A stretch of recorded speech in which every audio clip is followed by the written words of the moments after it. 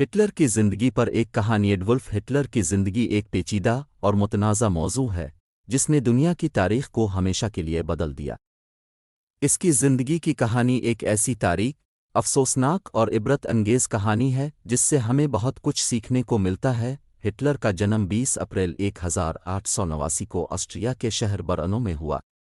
وہ ایک درمیانہ طبقے کے خاندان میں پیدا ہوا تھا اور اس کے والد کی خواہش تھی کہ وہ سرکاری ملازمت اختیار کرے، لیکن ہٹلر کا دل ہمیشہ فنون لطیفہ میں تھا۔ نوجوان ہٹلر نے آرٹ میں دلچسپی ظاہر کی اور وینس کی آرٹ سکول میں داخلہ لیا، لیکن اس کا داخلہ ناکام ہو گیا۔ یہاں سے اس کی زندگی کا رخ بدل گیا۔ ایک ہمت اور ایک خواب۔ نوجوان ہٹلر کا دل شکستہ ہوا اور اس کی زندگی میں ایک نیا سفر شروع ہوا۔ اس نے فیصلہ کیا کہ وہ سیاست میں قدم رکھے گا اور جرمنی کو عظمت کی بلندیوں تک لے جائے گا۔ پہلی جنگ عظیم کے دوران وہ جرمن فوج میں شامل ہو گیا اور یہاں اس کی نظریات کی بنیادیں مضبوط ہوئیں۔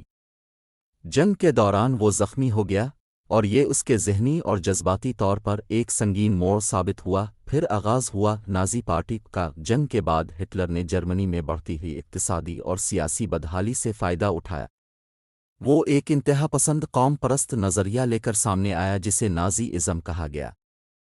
ہٹلر نے نازی پارٹی کی قیادت سنبھالی اور لوگوں میں قوم پرستی، نسل پرستی اور عزم و حوصلے کا جذبہ پیدا کیا۔ اس نے عوام کو یہ یقین دلایا کہ جرمنی کی ہار کی وجہ اس کی غیر قوموں کے ساتھ شراکت تھی اور اس کا حل صرف آریائی نسل کی بالادستی میں تھا۔ ایک اندھیری رات کا آغاز 1923 میں ہٹلر نے مونیخ میں پاؤٹش آف مونیخ کا منصوبہ بنایا، یعنی حکومت کا تختہ الٹنے کی کوشش کی۔ تاہم اس کوشش میں ناکامی کے بعد اسے قید کر لیا گیا۔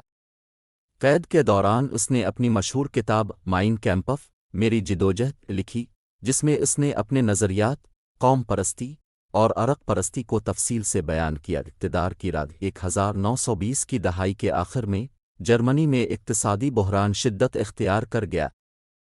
ہٹلر نے اس بحران کو اپنے فائدے کے لیے استعمال کیا اور عوام کو یہ یقین دلایا کہ صرف نازی پارٹی ہی انہیں اس پریشانی سے نکال سکتی ہے۔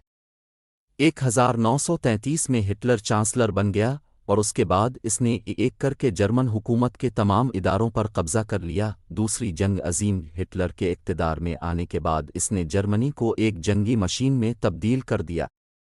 اس کا سب سے بڑا مقصد النبنسروم تھا، یعنی مشرقی یورپ میں جرمنی کے لیے جغرافیائی اور قدرتی وسائل کا حصول۔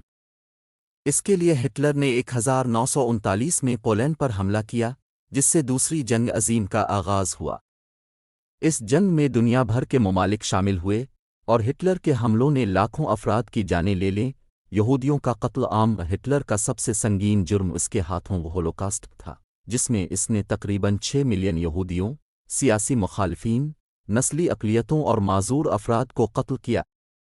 اس نے ان افراد کو کیمپوں میں قید کر کے مختلف طریقوں سے ان کا قتل کیا، جسے دنیا نے قتل عام کا نام دیا۔ آخرکار شکست۔ دوسری جنگ عظیم کے اختتام کی طرف جرمنی کی شکست واضح ہو گئی۔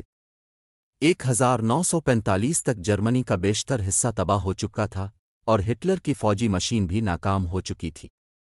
30 اپریل 1945 کو ہٹلر نے برلن کے زیر زمین بنکر میں خودکشی کر لی، جہاں اس کی زندگی کا اختتام ہوا۔ اس کی موت کے ساتھ ہی نازی حکومت کا خاتمہ ہو گیا۔ کہانی کا پیغام۔ ہٹلر کی زندگی کی کہانی ایک انتہا پسندانہ اور دہشت ناک حکمرانی کی مثال ہے، جس میں انسانیت کے ساتھ بے رحمی کی گئی۔ اس کی حکمرانی نے ہمیں یہ سکھایا کہ نفرت، نسل پرستی اور اقتدار کی ہوس انسانی زندگی کو کیسے تباہ کر سکتی ہے۔ ہٹلر کی کہانی یہ بھی بتاتی ہے کہ ایک فرد کا متعصب نظریہ اور اس کا غلط استعمال کتنی بڑی تباہی کا سبب بن سکتا ہے۔ اختتام۔ ہٹلر کی زندگی ایک متنازع اور عبرت آموز کہانی ہے جو ہمیں بتاتی ہے کہ انسانوں کو طاقت، اصول اور اخلاقی حدود کے اندر رہ کر فیصلے کرنے چاہئیں۔